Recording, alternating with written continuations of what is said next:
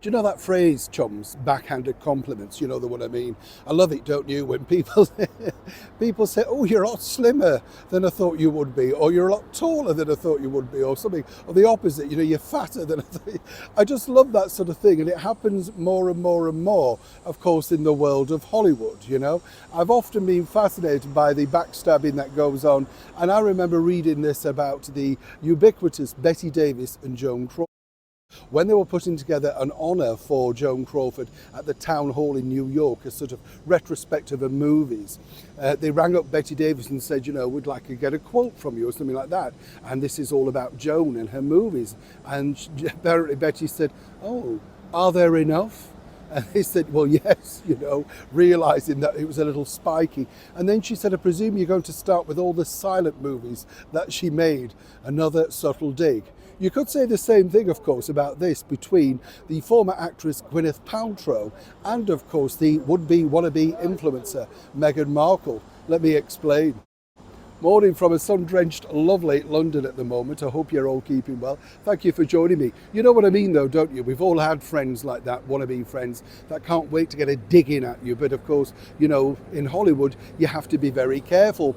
A lot of people were shocked by this headline, seemingly because there's a bit of backtracking going on now. And as many people know, and I've mentioned this before on the channel, I met Gwyneth Paltrow. And I would say, from my experience, you know, maybe she was having an off day, something like that, but she was incredibly rude to all the staff and the crew around me. You know, she didn't want to pose with pictures with anybody, all that sort of stuff. And yet, you know, a few years down the line is trying to flag everything on Goop. Let's not forget her own lifestyle brand has had to produce layoffs. Is this the reason why she's decided, Gwyneth, to return to movies? This particular movie certainly needs a bit of a lift. Marty something with Timothée Chalamet, and it's supposedly fun comedy, drama, noir, that sort of stuff. But what's interesting was she was asked about the fellow influencer, Meghan Markle, and basically she, you know, said nice things in many respects. She didn't know her. She'd met her, but she didn't know her. You see the backhanded thing there. No, she hadn't seen the TV series. No, she'd not looked at any of the branding or anything like that. So very much like, yes, I'll use that for PR, but I'm not going to endorse. The final thing she said was, of course, well, you know, maybe I should take her round a pie. She lives in the same area. Does Meghan look the sort of meat and potato girl? Do you know what I'm saying? Pile of spuds and gravy? I don't think so.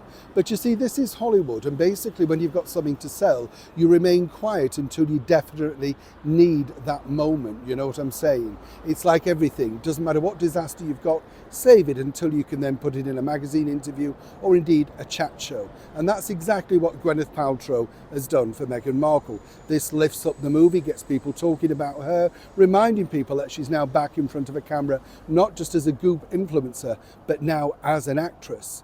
And of course, Meghan will be elated, finally, somebody saying something a little bit more positive than that of late. Don't forget, though, that these people share the same publicists and, more importantly, have had managers of the same ilk over the years. It never pays, particularly if you're an established star over 50, to be too negative to a fellow star who's in their late 40s. You get the picture. So moving forward, will we see the best of friends? Not really. This is simply about publicity. And while many people, particularly the person behind Meghan Markle right now, the new marketing PR manager, has pushed hard for this, that's where this has truly come from. They'll be celebrating, saying, finally, you've got a ringing A-list endorsement. But with another influencer laying off so many people, how ringing truly is it? Neil Sean in the very heart of London.